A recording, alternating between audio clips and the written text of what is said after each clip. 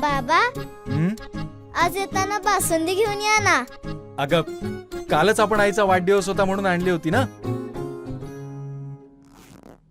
ऐकलं? हं. गोकुळची बासुंदी पुन्हा खावीशी वाटतेय. खरं सांगू, मलाही खावीशी वाटतीये. पुन्हा पुन्हा खावीशी वाटणारी गोकुळ बासुंदी. कुडाळ येथील मच्छिंद्रनाथ नाट्यगृहाच्या शुभारंभावेळी आमदार निलेश राणे यांनी विरोधकांचा चांगला समाचार घेतला. मागील 10 वर्षात मतदारसंघात काहीच झालं नाही असा टोला लगावत त्यांनी मतदारसंघाला 21व्या शतकात नेण्याचा संकल्प जाहीर केला. पाहूयात.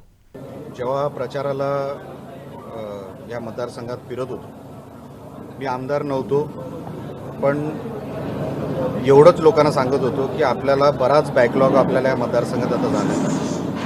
मागच्या 10 वर्षामध्ये जे प्रयत्न व्हायला पाहिजे होते ते झाले नाहीत.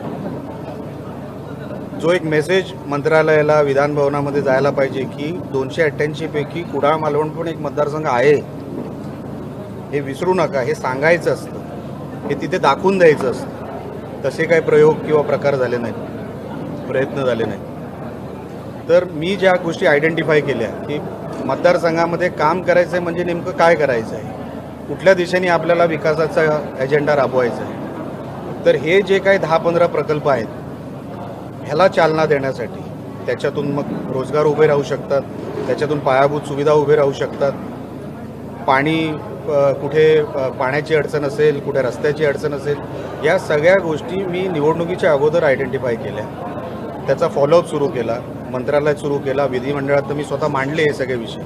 याच्यातला असा एकही विषय नाही जो मी विधिमंडळात मांडला नाही. हा सगळा विषय विधिमंडळात मांडलेले विषय आहेत. मग तो आकारी पडचा विषय असेल, वनसंज्ञा असेल, महामार्गाचा विषय असेल, ड्रग प्रॉब्लेम असेल, बनावटी दारूचा विषय, हे सगळे विषय, गोहत्येचा विषय, सगळे विषय मतदारसंघाचे मी आणि माझं 90% जो सभागृहामध्ये सहभाग राहिला माझ्या डिस्कशनचा, हा माझा मतदारसंघ केंद्रबिंदू राहिला.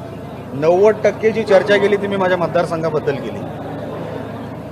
जर मी इथेच रिझल्ट देऊ शकलो नाही तर मी इतर काय बोलणार आहे, हे विचार घेऊन मला मतदारसंघाला 21व्या शतकातला मतदारसंघ हा भूभाग दिसावा, याच्यासाठी माझे प्रयत्न आहे. हे जे डेफिसिट आहे जे शहरामध्ये आहे आणि आपल्या ग्रामीण भागामध्ये, ते कमीत कमी कसं करता येईल ह्याच्यासाठी माझे प्रयत्न आहे. लवकरात लवकर ते प्रयत्न यशस्वी करण्यासाठी आमची मेहनत चालू आहे. महायुती सरकार आम्हाला योग्य ती मदत करते.